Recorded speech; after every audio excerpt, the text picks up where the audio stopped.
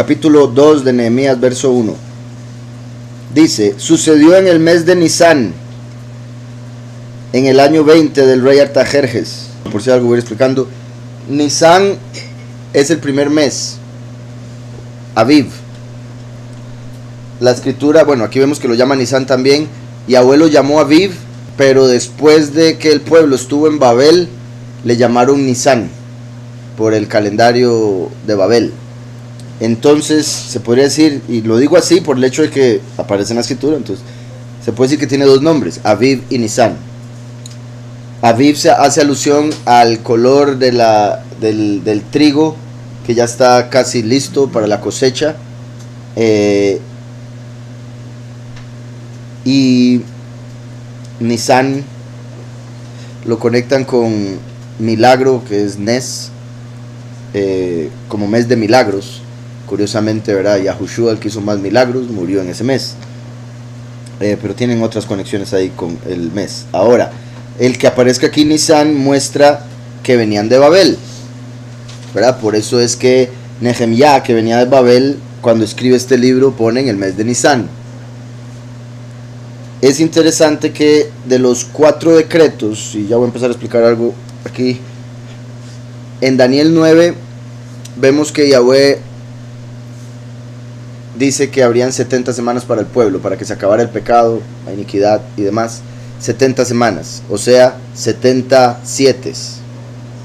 Qué curioso eso, porque se conecta con lo del perdón, 70 veces 7, ¿verdad? Cuando, y esta vez sí lo voy a decir así porque creo que hay 2 traducciones, cuando Pedro le pregunta a Yahushua cuántas veces tiene que perdonar al hermano que le haga algún daño, y le dice hasta 7 veces, y Yahushua le dice no, te digo que hasta 70 veces 7. Entonces 70 veces 7, o sea, 70 por 7, 490.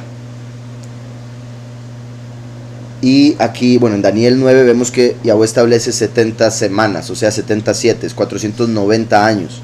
Desde que se diera el decreto para construir Jerusalén hasta que viniera Yahushua HaMashiach, habrían 69 semanas. Bueno, sí, estoy contándolo por si algo, la forma que lo explica es diferente, porque primero dice que habrían 62 semanas desde el decreto hasta construir el templo. Después vendrían otras semanas hasta que viniese Mashiach, y eso haría las 69 semanas. Entonces que quedaría una semana más, que es la que nosotros estamos esperando, y que quizá, si la guerra de Israel es la guerra mundial, la tercera guerra mundial, entonces ya estaríamos en el primer año de esos últimos 7, de ser así. Entonces, se dijo que 69 semanas habría desde el decreto hasta el Mesías. Hubo 4 decretos que hemos venido viendo, de hecho, ya que leímos Ezra, ahora Nehemías. Como decía, hubo 4 decretos, lo cual se conecta con las 4 letras del nombre de Yahweh, los 4 mundos de creación. El primero fue el de Ciro, el último es este que estamos viendo de Artajerjes. Entonces, este último, curiosamente, es el único para el cual se menciona fecha. En los otros 3 no se mencionó en qué mes, día o año. Nada más dice, se mandó el decreto, entonces Ciro mandó X carta, etc. Pero en este dice en el mes de Nisán. Este fue el decreto 4, que fue el que ya empezó oficialmente la construcción del muro de Jerusalén y el templo, que fue lo que había dicho Daniel. A partir de ese momento cuenten 69 semanas y llega el Mesías, o sea 483 años. Pues resulta que exactamente 483 años después de este momento, Yahushua entró a Jerusalén un 10 de Nisán o 10 de Aviv. Habrá que ver si eso era un 10, ¿verdad? Sería sorprendente, pero nada más dice Nisán. Entonces nos da un periodo de 30 días en el que dice 483 años después de este mes, Nisán. En el mes de Nisán tendría que pasar algo, y en ese mes, el 10 de Nisán, repito, entró Yahushua en lo que llaman la entrada triunfal a Jerusalén, que se montó sobre un asno, iba caminando y todo el mundo decía Hosana al rey, al hijo de David. Ese día fue el cumplimiento, y es sorprendente porque el pueblo, o sea, la gente decía eso. 4 días después estaban diciendo, sacrifíquenlo. Entonces, habrá que ver cómo cambió todo, qué estaba haciendo Yahweh en ese momento, o si era el mismo público que estuvo. Tantas cosas ahí que me parecen curiosas, cómo los fariseos lograron convencer a todo el pueblo de pedir que mataran a Mashiach. Bueno, no a todo, pero a la mayoría. Pero en sí, también Yahushua cuando llega a ver Jerusalén y llora porque dice, no saben lo que es este día. De hecho, déjenme leer ese verso. Cuando llegó cerca de la ciudad, al verla lloró por ella, diciendo, si también tú conocieras, a lo menos en este tu día. Entonces él dice, este es el día que profetizó Daniel, y no lo reconocen. Y Daniel lo dijo al pie de la letra, tanto así que los judíos ponen hoy en día en el Talmud una prohibición para los judíos de no leer Daniel, y menos el 9, menos calcular la fecha, porque dice que se le sequen los dedos y se le, bueno, toda la mano al que calcule los tiempos del libro de Daniel 9. Ponen una maldición, ahí después la verán. De hecho son 2 maldiciones, una del Talmud y otra de otro lado, que hay para el que se atreva a calcular los tiempos de Daniel 9. ¿Por qué? Porque así cualquiera se daría cuenta que Yahushua es el Mesías y que lo mataron. Entonces ellos dicen, no, para cubrirnos, que nadie lo lea. En la mente de ellos, o algunos, no sé si de verdad lo creerán así, pero ellos dicen, no, es que no queremos que el pueblo sienta desesperación o se le vaya todo el consuelo en sí al darse cuenta que no vino cuando decía que había que venir. Entonces, según ellos, no vino en el tiempo que tenía que venir, ¿verdad? Según ellos, porque yo creo que sí saben, simplemente no pueden aceptarlo. Entonces, Yahushua llegó exactamente cuando Daniel dijo, 483 años, y como dice aquí, si tú también conocieras a lo menos en este tu día lo que es para tu paz, pero ahora está encubierto a tus ojos, vendrán días, con los ojos así que, vendrán días sobre ti cuando tus enemigos te rodearán con cerca, te sitiarán y por todas partes te estrecharán. El año 70, 40 después de Mashiach, que se conecta con 40 jubileos después de Mashiach, se cumpliría las 70 semanas. Vean qué curioso, ¿verdad? Muere Mashiach, 40 años después, en el año 70 se destruye todo. Y eso es un reflejo de lo que sucedería en el final de los tiempos cuando se cumplieran las 70 semanas, 40 jubileos después de Mashiach. Perfecto, Yahweh. Entonces vendrán días sobre ti, eso ya lo dije. Y bueno, si te derribarán a tierra a tus hijos dentro de ti, y no dejarán en ti piedra sobre piedra, por cuanto no conociste el tiempo de tu visitación. Y vean que dice, y no dejarán piedra sobre piedra, en el año 483, después de que iban a empezar a poner piedra sobre piedra. ¿Sí está claro? Conectándolo con la construcción y con el día que profetizó Daniel. Entonces, continuando aquí en Nehemías, sucedió en el mes de Nisán, en el año 20 del rey Artajerjes, que estando ya el vino delante de él, recuerden que él era el copero, entonces era el que le traía el vino cada vez que venía, que estando ya el vino delante de él, tomé el vino y lo serví al rey. Interesante también esto, estando ya el vino, porque ya Yahushua vino y él dijo, esta es la sangre del nuevo pacto que es derramada por los muchos. Entonces cuando viene el último, ya el vino está delante de él. ¿Sí me estoy dando a entender? Y curiosamente Artajerjes, que es el rey de los persas, o sea de los espléndidos representan los 144,000, significado de persa. Artajerjes significa, yo haré hervir el botín cuando me agite en el invierno. Y eso he dicho una y otra vez, el significado se conecta con el último. Entonces qué curioso que ahora lo ponga así. En este caso, sucedió en el mes de Nisan, en el año 20 del rey Artajerjes. Recuerden también que los 2 testigos empiezan en Nisan o en Aviv. Que estando ya el vino delante de él, tomé el vino y lo serví al rey. Y como yo no había estado antes triste en su presencia, me dijo el rey, ¿por qué está triste tu rostro? Vean eso, como yo no había estado antes triste en su presencia. Por un lado, qué bendición poder decir eso, ¿verdad? Nunca he estado en la presencia de X persona triste. Se podría decir que alegre que era Nehemías, pero en realidad tiene que ver con el hecho de que uno no podía entrar ante el rey triste porque le cortaban la cabeza. Uno no podía entrar ante el rey triste o enojado porque es como, todo el mundo ha tenido esa experiencia, que alguien llega, que alguien uno quiere mucho, algo así, que llega enojado, llega triste y le pasa a uno ese sentimiento, esa energía. Y menos si no quiere ser consolado, o más si no quiere ser consolado. Eso que uno trata de ayudar, no diga usted a mí nada, tampoco le digo, entonces se ya queda amargado todo el día. Entonces, el rey, ¿verdad?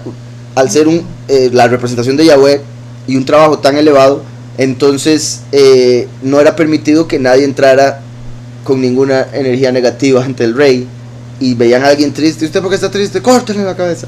Entonces, en este caso, bendito Yahweh, que Artajerjes representa a un buen rey, o era un buen rey, posiblemente, pero representa al Todopoderoso.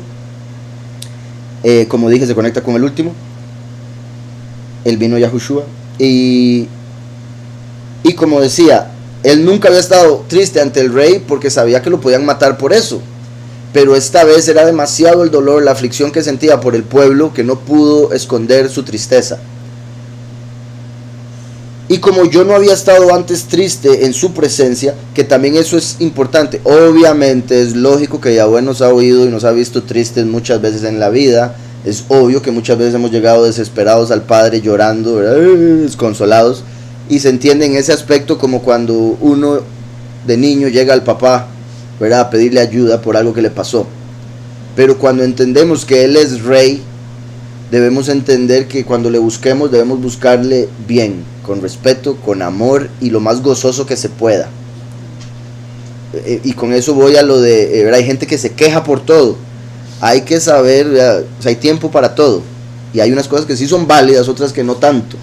Entonces saber cuáles sí son válidas para llegar como a un padre y cuáles no, como para llegar a un rey, ¿verdad?, feliz, ¿verdad? Porque recuerden que la escritura dice que debemos estar gozosos y nos lo repite, gozaos, porque si no nos gozamos no pudimos cumplir los mandamientos hay que hacerlos felices. Si uno hace un mandamiento estando triste o enojado, el cumplimiento no se da. Entonces hay que hacer las cosas felices, como dice que Yahweh ama al dador alegre, no al dador alegre. Entonces si usted da triste, olvídese, incluso a veces sin uno hablar, porque el espíritu se siente, y de hecho se sabe que el alma se extiende como a 6 pies, de hecho se dice que era por eso que pusieron 6 pies de distancia hace unos años, por eso los abrazos, uno llega y carga a la otra persona, o lo cargan a uno de todos los grandes, uno se carga el uno al otro con buena energía cuando se da un abrazo. Entonces, uno con solo tener al Padre, con solo buscarle a Él, con solo estar cerca de otra persona, le pasa buena energía, le pasa ruach, le pasa buenos pensamientos. Incluso quizá la persona esté a la par de uno y de repente, sin decírselo a uno, empieza a pensar en la escritura o en el Padre, y uy, yo no hace rato que no voy a congregar, algo así, pero eso sucede. De hecho se habla de eso incluso, o lo había estudiado hace tiempo con respecto a cuestiones como del Illuminati y esas cosas, que entre uno más llega a saber lo que está pasando en el mundo, es más consciente de lo que se está dando, al estar cerca de otras personas que no lo estén, en cierta manera les abre la mente a esa conciencia, como que con esa energía, ni siquiera hablando, repito. Entonces decía, y como yo no había estado antes triste en su presencia, me dijo el rey, ¿por qué está triste tu rostro? Pues no estás enfermo, no es esto sino quebranto de corazón. Entonces tuve gran temor. Que bueno, imagino a Nehemías donde le dicen eso, uy, ya me van a cortar la cabeza. Entonces tuve gran temor, ¿verdad? El rey, bendito Yahweh, todo indica, le está preguntando porque le cae bien, porque lo ve como un amigo y le preocupa verlo así. Pero Nehemías dice, no, es el rey, yo no puedo estar así, me está preguntando, ya se dio cuenta que estoy triste, qué torta, viendo al verdugo. Dice, entonces tuve un gran temor y dije al rey, viva el rey para siempre. ¿Cómo no ha de estar triste mi rostro cuando la ciudad, casa de los sepulcros de mis padres, está desierta y sus puertas consumidas por el fuego? Vean, sus puertas consumidas por el fuego, porque así las había dejado Babel. Y curioso que hay un verso donde habla en profecía que se abran las puertas para que entre la destrucción. Y ese verso lo tomaron los judíos después de Mashiach para... Es que se acuerdan que después de que Mashiach murió, el Talmud, que es el libro de los judíos, dice que hubo 40 años. Ahora ellos no dicen después de la muerte de Yahushua, ellos dicen 40 años antes de la destrucción del templo, y eso fue cuando mataron a Mashiach. Entonces 40 años después de haber matado a Mashiach pasaron 4 cosas. La menorá, que siempre tenía que estar encendida, se apagaba sola, cosa que no pasaba antes. Cuando tiraban las suertes por Azazel y Yahweh en Yom Kippur, la suerte siempre caía a Azazel. O sea, es como tirar una moneda 40 veces y que las 40 veces caiga del mismo lado. Las probabilidades son millones de millones de millones de millones de millones contra cero. Entonces, 4, como dije, se apagaba la luz de la menorá, caía la suerte de Azazel, 40 años seguidos. El cordón rojo nunca se volvió a poner blanco. Y las puertas se abrían solas.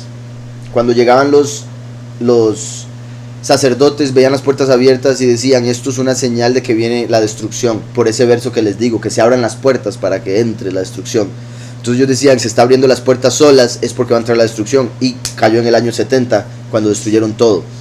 Entonces me parece curioso por lo que dice aquí. Y sus puertas consumidas por el fuego, porque así fue también en el año 70. Dice: Líbano, abre tus puertas y que el fuego consuma tus cedros. Entonces, por este verso, abre tus puertas y que el fuego consuma. Cuando se abrían las puertas del templo, dijeron: el fuego va a consumir. Y lo vemos aquí. Y sus puertas consumidas por el fuego. Dice después: ¿qué cosa pides?, preguntó el rey. Entonces oré al Elohim de los cielos y le respondí. Vean qué bueno es, ese verso me gusta tanto también, porque yo no creo que Nehemías haya dicho: un toquecito, rey, ya le digo. Sí, yo creo que, ¿verdad?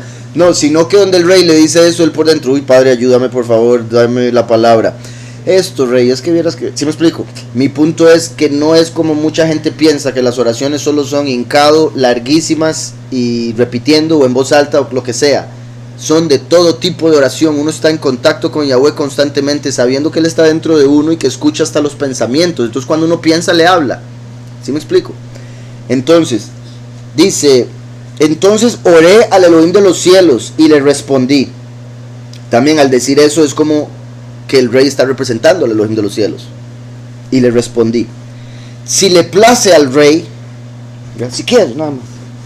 Si le place al rey y tu siervo ha hallado favor delante de ti, envíame a Yahudá, a la ciudad de los sepulcros de mis padres, y la reedificaré. Vean cómo acabamos de leer una y otra vez acerca de la construcción del templo, los escogidos, eso sí, la congregación, con los nombres de Esdras, y ahora estamos aquí leyendo esto. La reedificaré.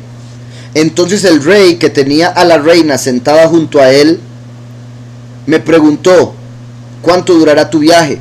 Ven qué curioso, ¿verdad? Que mencione eso. Yo imagino a la reina como... Yo no sé, rey, pero...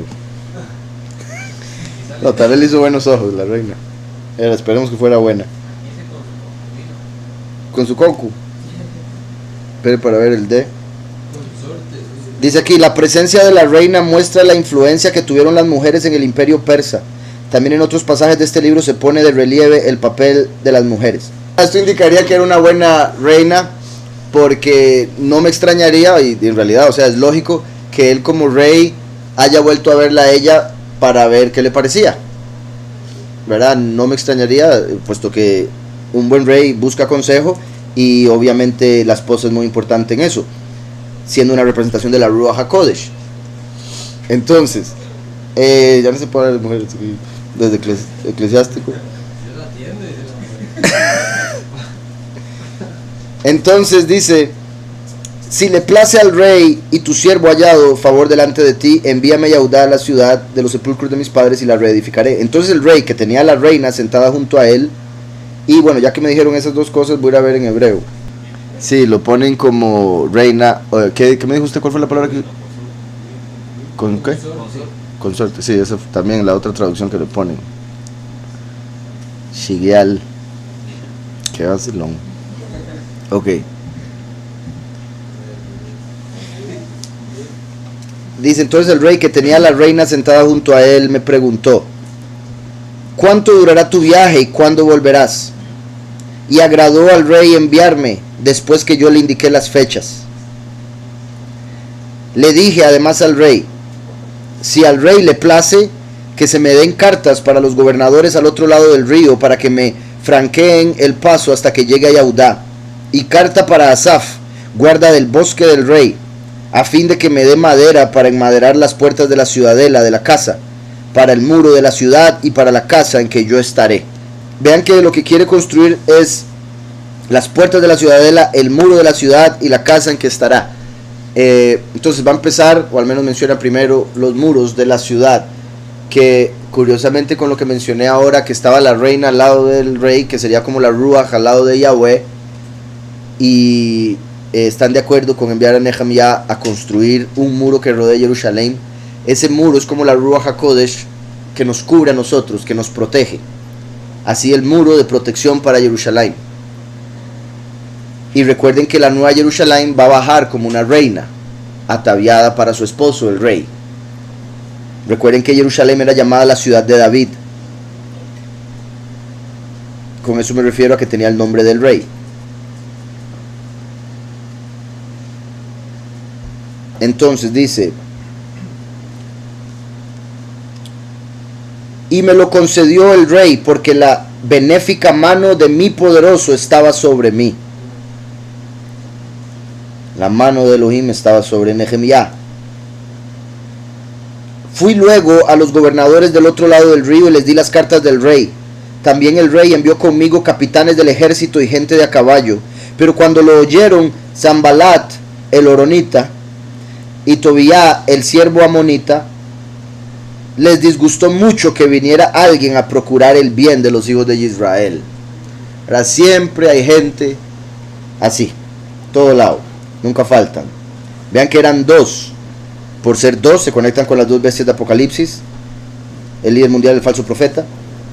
Pero cuando lo oyeron Sanballat el horonita y Tobía el siervo amonita, les disgustó mucho que viniera alguien a procurar el bien de los hijos de Israel. Dice aquí: Sanballat, el gobernador de Samaria, procedía de la ciudad de Jorón, de localización desconocida. Tobía era un oficial que procedía de Amón. La expresión siervo amonita podría indicar que Tobía era el gobernador de esa región. Llegué pues a Jerusalén, y después de estar allí 3 días, me levanté de noche. Vean como siempre, 3 días. Se levantó de noche. Vean qué poderoso, porque ¿qué día fue que habló él? Se conecta con el 10 de Aviv, porque ¿verdad? Fue en Aviv o en Nisan a hablar con el rey para que lo dejara ir a Jerusalén. Yahushua llegó a Jerusalén ese mes, y como les digo, no me extrañaría que haya sido ese mismo día, porque Yahushua entró el 10 de Aviv. Después en el 15 lo matan y permanece 3 días muerto, y se levanta cuando era la noche del Shabbat. Entonces se levantó de noche después de 3 días, después de que lo mataron, al haber entrado a Jerusalén 483 años después, como profetizó Daniel, de este decreto. ¿Está claro? Entonces vean qué poderoso. Llegué pues a Jerusalén, y después de estar allí 3 días, me levanté de noche, yo y unos pocos hombres conmigo, y no declaré a nadie lo que Elohim había puesto en mi corazón que hiciera en Jerusalén. ¿Se acuerdan como ahora dijo Yahushua: si supieras en este tu día, pero te es oculto? Ya como dice Nehemías: y no le revelé a nadie lo que Yahweh había puesto en mi corazón. Y no declaré a nadie lo que Elohim había puesto en mi corazón que hiciera en Jerusalén. No tenía cabalgadura conmigo, sino la única en que yo cabalgaba. ¿Recuerdan? Pusieron sobre los asnos los mantos para que él se montara. En vez de cabalgadura, bestia. No tenía bestia conmigo, solo la única en la que yo cabalgaba. Aquella misma noche salí por la puerta del valle hacia la fuente del dragón. Vean qué poderoso. Salí por la puerta del valle, valle de sombra de muerte, que representa el Seol, después de 3 días, levantándose de noche. ¿Sí me explico? Y sin revelarle a nadie, lo cual estaba oculto a los judíos. se levanta del valle de sombra de muerte, repito, hacia la fuente del dragón, ¿verdad? Que es Satanás. Yahushua con su muerte venció a Hasatán, el dragón. Y se podría decir que es en el valle de sombra de muerte, en este caso el Seol, donde está el Abadón, donde va a ser echado el dragón. O hay un dragón ahorita, pero va a ser echado otro. Aquella misma noche salí por la puerta del valle hacia la fuente del dragón y a la puerta del muladar, y observé los muros de Jerusalén que estaban derribados y sus puertas que habían sido consumidas por el fuego. En las traducciones ponen chacal cuando es tanín. Tanín es dragón, pero como ellos creen que los dragones son mitológicos, entonces ponen chacal.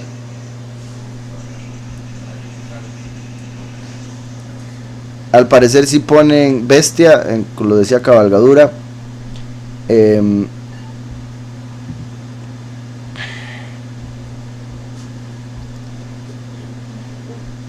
El pozo, el pozo del dragón y al muladar, ¿verdad? Que sería donde se echa el estiércol. Entonces vean qué curioso cómo se conecta con el Seol, donde se echa lo que no sirve, desperdicio. Entonces salí por la puerta del valle hacia la fuente del dragón y a la puerta del estiércol,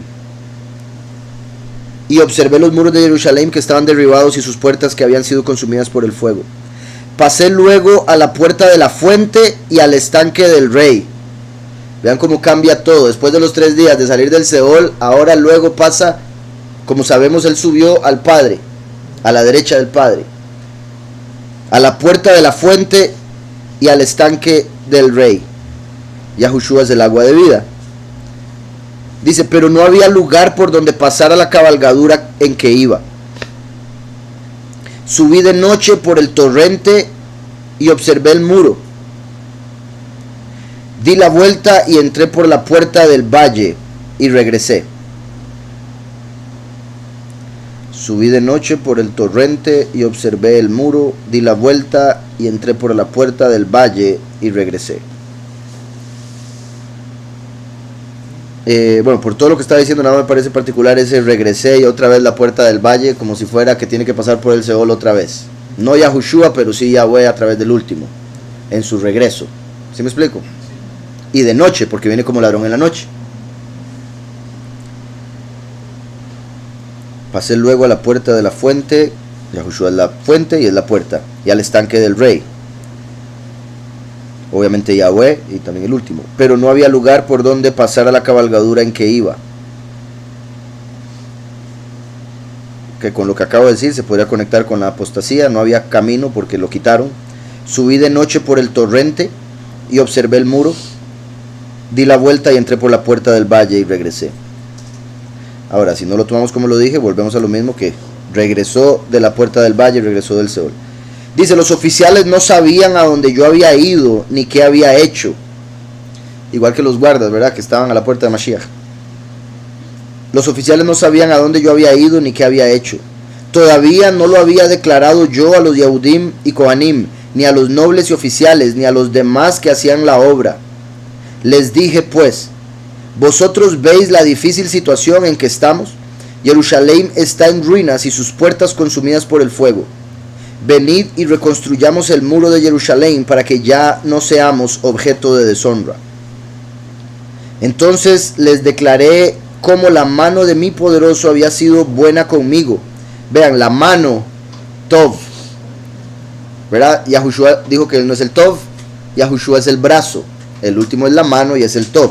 Entonces les declaré cómo la mano de mi poderoso había sido buena conmigo, y asimismo las palabras que el rey me había dicho. Ellos respondieron, levantémonos y edifiquemos.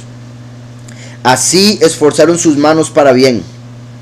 Pero cuando lo oyeron Sanbalat el horonita, Tobías el siervo amonita y Geshem el árabe, se burlaron de nosotros y nos despreciaron, diciendo, ¿qué es lo que estáis haciendo? ¿Os rebeláis contra el rey? ¿Verdad? Y ellos se hacen los muy siervos del rey, ellos se hacen los puros fariseos y de los que hablábamos ahora. ¿Qué hacen ustedes? Son puros rebeldes contra el rey. Y son ellos los rebeldes. No saben que Nehemías anda con una carta y todo. Y se les agregó uno, ¿verdad? El Geshem. Ok, Sambalat significa fuerza. Por lo que dije ahora, en ese caso se conectaría con la bestia, el líder mundial. Tobiyá es Yahweh es bueno. Se conectaría con el falso profeta. No que sea bueno, pero se hace pasar por bueno. Porque dice Apocalipsis 13 que es un dragón, pero tiene cuernos como de cordero. Entonces se hace pasar por un cordero o el representante del cordero, siendo en realidad un dragón. Entonces dice ser bueno. Y después está Geshem, que es el último. Perdón, no digo el último, te digo mucho, sino el último que salió aquí, ¿verdad? Geshem significa lluvia. Y eso es cuando les va a llover las copas de la ira, ¿verdad? Cuando se manifiesta el falso Mesías es cuando vienen las copas de la ira. Y él viene de los cielos, va a caer como un rayo, y los rayos caen en, principalmente cuando hay lluvia. Pero cuando lo oyeron Sambalat el horonita, Tobiyá el siervo amonita y Geshem el árabe se burlaron de nosotros y nos despreciaron diciendo: ¿qué es lo que estáis haciendo? ¿Os rebeláis contra el rey? Pero yo les respondí: el poderoso de los cielos, él nos prosperará, y nosotros sus siervos nos levantaremos y edificaremos, porque vosotros no tenéis parte, ni derecho, ni memoria en Jerusalén. Vean eso, no tenéis parte, ni derecho, ni memoria en Jerusalén. Igual que los que están ahorita, y ambos peleando por el derecho de Jerusalén, y ninguno de los dos tiene el derecho. Y en algunos casos, los de Ismael tienen un poco más de derecho que los otros, que dicen ser judíos y no lo son, sino que son la sinagoga de Satanás, porque vienen de los Házaros, que vienen de las montañas del Cáucaso, vienen de Edom, Roma y otros lugares, Alemania, Ashkenaz, etc. Entonces, vean lo que dice: porque vosotros no tenéis parte, ni derecho, ni memoria en Jerusalén. ¿Y cuál fue el tercero que se les añadió? El árabe. Ustedes tampoco tienen derecho. Los primeros eran el joronita y el amonita. El joronita significa el del lugar de las dos cuevas. Como he dicho, las cuevas se conectan con el Seol, donde está el paraíso y el infierno, las dos cuevas. Y el amonita, Amón significa de su pueblo. Los que dicen ser el pueblo, pero no lo son. ¿Por qué? Porque Amón era hijo de incesto de Lot con sus hijas, ¿se acuerdan? Entonces, los que dicen ser el pueblo, representados por Tobiyá, tras de eso, ¿verdad? Dicen ser muy buenos. Y hasta tienen un nombre hebreo, Tobiyá. Sambalat, el joronita, que ese sería, ¿verdad?, en sí, por decirlo así, el enemigo que ha engañado al mundo para que crean que estos son el pueblo. Y por otro lado están los árabes tratando de tomar también ese lugar, confirmando que representa al enemigo, a Satán. Yahushua habló de que, y tras de eso habló, cuando viene como ladrón, para poder quitarle todo hay que amarrar primero al hombre fuerte. Entonces Yahushua vino a amarrar a Hasatán, como Sambalat, como hombre fuerte. Ahora el último viene a llevarse todo de la casa porque está amarrado. Gobernador tirano, Sambalat, confirmando lo mismo, el líder mundial, tirano. Dice aquí: el segundo sello se terminaría de confirmar con el cese del sacrificio continuo o con el comienzo, que sería como Hanukkah, con el comienzo. O sea, el sacrificio continuo empezaría cerca de en Hanukkah, básicamente, en Hanukkah, ya sea el día antes de Hanukkah o para Hanukkah. Entonces, para cuando estemos celebrando Hanukkah hay que ver qué va a pasar por allá en Jerusalén, porque si ya sea que se empeore la guerra o que empiecen a hacer algún tipo de sacrificio en el lugar donde dicen que iría el templo, ya con eso sería la confirmación, yo creo que ya más clara. ¿Qué es lo del cordón blanco? Cuando había templo en Jerusalén, el sumo sacerdote que en Yom Kippur sacrificaba un macho cabrío para Yahweh, otro macho cabrío lo enviaba libre al desierto para Azazel.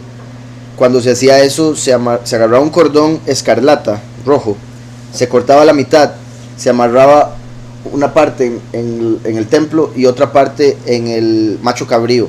Entonces, cuando el macho cabrío era enviado al desierto, si Yahweh aceptaba el sacrificio del macho cabrío para Yahweh, entonces el cordón rojo que estaba en el templo se hacía blanco. Porque la escritura dice: aunque tus pecados sean rojos como la escarlata, se volverán blancos como la nieve. Entonces se daba ese milagro. Se dice que hubo un sacerdote que se llamaba Simón, que durante todos los años que él fue sumo sacerdote sucedió, todos los años que él estuvo, pero en los otros, a diferencia de él, era a veces sí, a veces no, a veces sí, a veces no, pero cuando llegó y mataron a Yahushua, no por 40 años. Entonces, el hecho de que se diera ese milagro de que un cordón rojo se volvía blanco representaba que Yahweh estaba diciendo, ya los perdoné. Si no se volvía blanco, era que Yahweh decía, no he perdonado nada. Y por eso el que no se hiciera blanco por 40 años indicaba que ya Yahweh no estaba aceptando sacrificios de animales, porque ya había sacrificado al cordero y ellos lo habían rechazado, entonces sus pecados seguían con ellos. Ni memoria como se le mandó a Israel a deshacer toda memoria de Amalek, legítimo ellos que maldicen con Yeshua a Yahushua. Así es. Cuando decía esto de no tenéis parte ni derecho ni memoria en Jerusalén, ¿verdad? Como ellos llaman a Yahushua Yeshu, que es una maldición, que significa que su nombre y su memoria sean borrados, son ellos los que van a ser borrados, y la memoria de ellos, así como Yahweh dijo que había que borrar toda memoria de Amalek de la tierra, que Yahweh se va a encargar de que no exista Amalek nunca más. Curiosamente, Netanyahu utilizó ese verso para decir que aquellos con los que están peleando son Amalek, y en realidad genéticamente los judíos falsos son más Amalek que los musulmanes. Dice aquí, la ubicación del segundo templo es donde ahora está la mezquita de los musulmanes, o han engañado al pueblo haciéndose creer que esa es la ubicación del templo. Sí, todo indica que lo engañaron al pueblo haciéndoles creer que esa es la ubicación del templo. Hay un par de cosas que, digamos, en la escritura que indican que es un poquitito al lado, no es donde dicen, y de hecho un poquitito abajo, porque hay un verso donde dice que Pablo bueno, es que también se dice que el muro de los lamentos, que ellos piensan que era del templo, dicen que era del templo, en realidad se dice que era el muro del lugar donde estaba el ejército romano. Y hay un par de cosas más que aparecen en la escritura que indican que ese no es el lugar donde nos dicen. Y según algunos videos que he visto también de gente de Israel, que ellos mismos, algunos de los que viven ahí, ellos mismos saben que no es donde dicen los judíos más reconocidos, por decirlo así.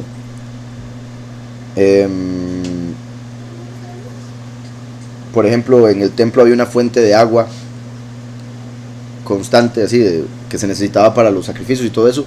Ahorita donde está no hay esa fuente de agua que menciona en la escritura, está un poquitito más abajo, como les digo. Y otras cosas ahí que se toman como indicadores de que no está no estaba donde nos dicen. Pero también, ¿verdad? Por si algo con eso que dice, digamos, la mayoría dice que sí, que hay que quitar la mezquita. Es decir, mezquita aquí. La mezquita para poder hacer el templo. Tienen la mezquita, no sé si han visto, tienen la mezquita y como a un lado tienen como otra cuestión construida ahí, como ¿cómo le llaman a eso que ponen en los parques? Que es así, que tiene eco, todos los parques, como un kiosco, pero es un kiosco diminuto, es un kiosco chiquititico, y se dice que supuestamente con ese pequeño kiosco es donde marcan donde estaría el lugar purísimo. Entonces está la mezquita y el pequeñito kiosco, y según algunos eso sería donde debería estar el templo y ese sería el lugar purísimo. Otros dicen que en realidad se podría construir el templo a la pura par de la mezquita. Entonces hay quienes dicen no es necesario destruir la mezquita, podemos hacer el templo a la par. Y como les digo, según varias personas que han estudiado el asunto y según la misma escritura, no es ni aquí ni aquí, es como por aquí. Esto lo leo de el Yerushalmi, que sería el Talmud de Jerusalén. 40 años antes de la destrucción del templo, la luz occidental se apagó. Que me acaban de preguntar que cuál luz o cuál menorá. La occidental. La luz occidental se apagó, el hilo carmesí permaneció carmesí. La suerte para el soberano siempre salía a la mano izquierda, Azazel. Cerraban las puertas del templo por la noche y al levantarse por la mañana las encontrarían abiertas de par en par. En el otro versión, Soncino Yoma 39b, dice: nuestros rabinos enseñaron, durante los últimos 40 años antes de la destrucción del templo, la suerte por el soberano no salió en la mano derecha, ni la correa color carmesí se volvió blanca, ni brillaba la luz más occidental, y las puertas del templo se abrían solas.